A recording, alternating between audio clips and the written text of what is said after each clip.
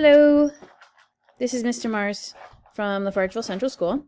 I am on here to show you the ins and outs of Google Classroom.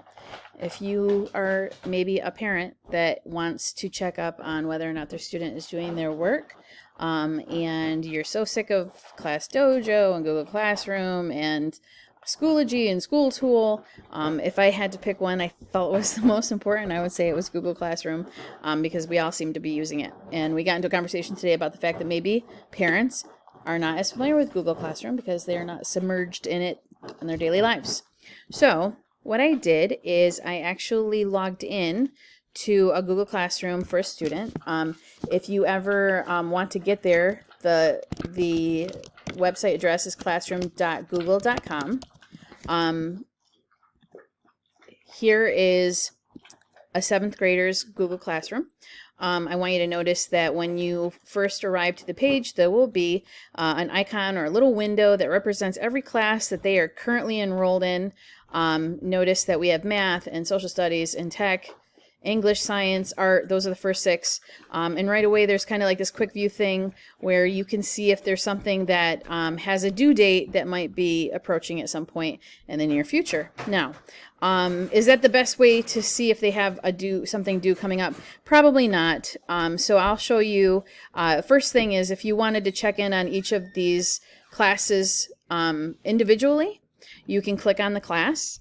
Mrs. Bond's class has a feed. That's what this is called right here. That's what we call the stream. Then there is a tab here for classwork. And you'll see that for her specifically, she will have her stuff organized here on the side. So if you ever want to see just exit tickets, you can click on the exit ticket topic and it will just bring up exit tickets. If you want to look at everything, then you hit all topics and you can see everything. Now, you can see that some things on here don't have a due date assigned to them, but they might have a due date. Some of the things on here do have due dates attached to them, but this is another way. Now I can also look at, let's go over here in my to-do list. Here's my to-do list. If I single click and select just Mrs. Bond's class, then you can kind of see right from the beginning everything that was assigned, when it was due. If there's something on here that I want to check and see if my student has done it, I can click on that specific assignment. And basically what you will see up here in the corner is a status on it. So if that assignment isn't done or wasn't submitted on Google Classroom, then you would see missing here. If there was an assignment that was completed, this is not a good example. You're killing me, Alex.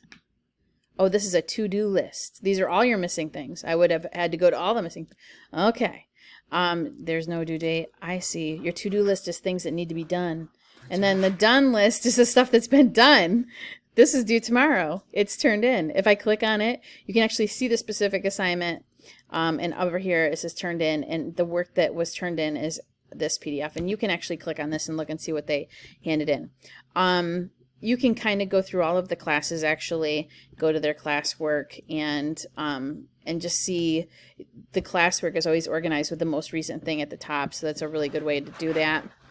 You can go to the calendar. Here's another visual way to look and see what things were assigned or when they are due. For instance, this has a time on it, so that means it was due at 3 o'clock today. Notice this doesn't have a time on it, so that means that this was probably made available today. And notice on here they have written Friday, so I'm assuming that means that this is due Friday. Let's see here. I'm just kind of perusing through and looking at all the stuff and the classwork, and yeah, so it's kind of interesting. Now we have decided to let